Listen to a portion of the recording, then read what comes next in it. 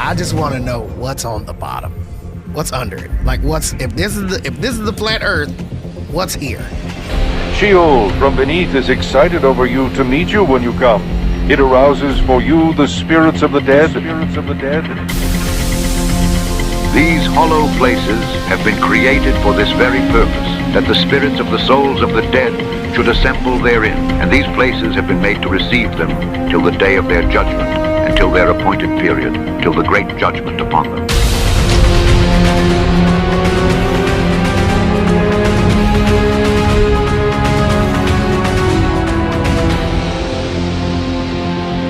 For Christ also once suffered for our sins, wherefore while he died in the flesh, he lives in the spirit.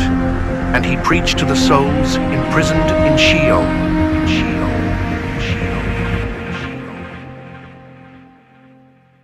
Lots of people want to know, just like we just heard from T-Pain in the intro, if the earth is a motionless plane, what's underneath it? Now, granted, some people who ask this are assuming a floating disc in space kind of thing, right? But that's not what we believe. But what is beneath the surface of the plane of the earth in the biblical cosmological model? Well, Isaiah 14:9 answers this question directly by saying, Sheol beneath is eager to meet you. Upon your arrival, it stirs up the spirits of the dead to greet you. So beneath is what? Sheol. We've talked about this. Like I said, we outlined the basics in the introduction of this topic and this compartment. But we'll look a little bit more at what goes on there tonight. But the spirits of the dead in a place called Sheol. It's almost as if the spirits are actually some sort of corporeal substance that needs a container. Let's get into it.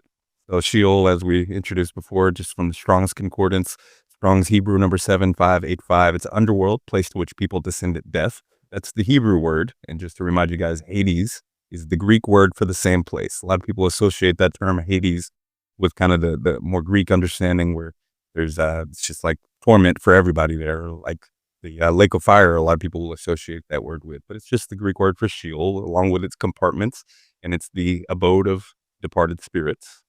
There's also in the underworld Tartarus, the subterranean abyss, which is the prison of the rebellious angels. But we won't be talking about them tonight. We've done a whole episode on them before. Check out episode 18, season 1 on Tartarus, Angels and Chains. Just to give you guys a visual and some basic definitions. Would you read just a few of these in, please? Yeah, absolutely. I'm not sure. Are we covering Jubilees 2 with creation?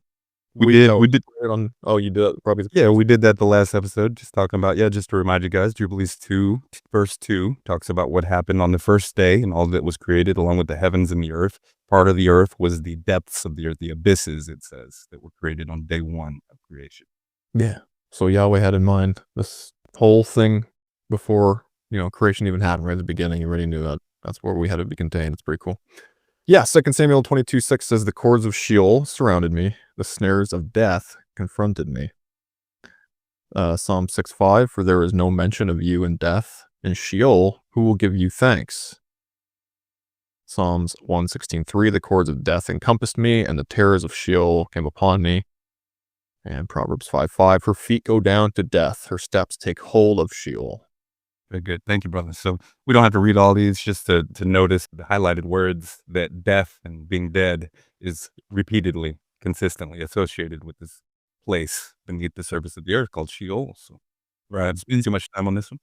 Isaiah 20:18 is interesting to point out because a lot of people make this argument that Sheol is simply the grave, simply the 6 feet under, the dirt that's removed and the space in the container in which your body decays inside of at this top level of the earth. But of course, that would not make sense with a verse like 28:18, where you have death, a pact with death, and this concept of Sheol being associated with this, because we see that departed, even unclean spirits, are held in Sheol as well.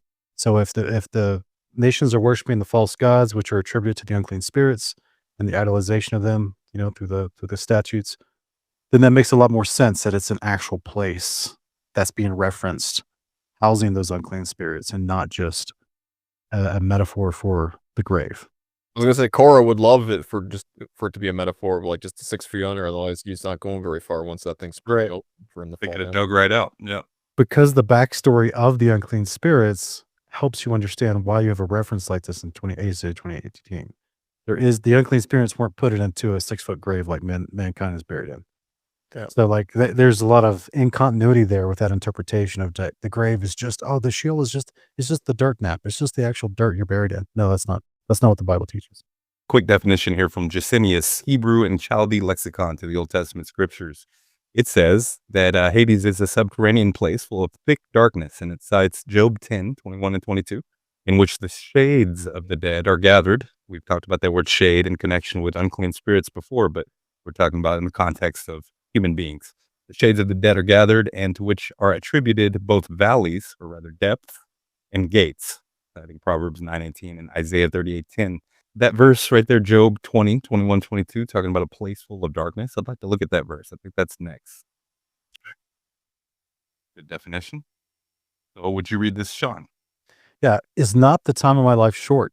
Suffer me to rest a little before I go, whence I shall not return, to a land of darkness and gloominess, to a land of perpetual darkness, where there is no light, neither can anyone see the life of mortals. Okay, so this is from the Septuagint. I like the way it words it. Land of darkness. Yeah, there's no sunlight shining down there. For sure, darkness and gloominess, 100%. But I think also Enoch talks about in this 22nd chapter about there being a bright spring of water, right? So I think there's some semblance of brightness there for the righteous who are waiting for their resurrection, but everywhere else it's gloomy. Agreed. Yeah, there's got to be something there. But you won't even have eyes to be able to perceive light. However, you'll have something. So I think this is definitely the same type of comparison like we see in Ecclesiastes chapter 9, verses 5-9, where it talks about activity in the land of living versus no thought, no activity in the land, and you're dead. So we understand there's some semblance, and we're going to go into it. There's some semblance of activity, but it's in reference to the activity on the earth and how it's vastly different. In the same way, there is some sense of light and visibility in Sheol, but it's not like standing in the brightness of the sun or even the moon. So, because clearly in the parable, I mean, I know everyone's going to try to say, oh, it's just a parable, but I don't believe that Christ is teaching inaccurate afterlife theology in his Luke 16 parable. And I think he is telling us that you could see the righteous man could see the unrighteous side. They can see there's a great chasm between them. That means there's some kind of light down there. There's some sort of illumination of some sort.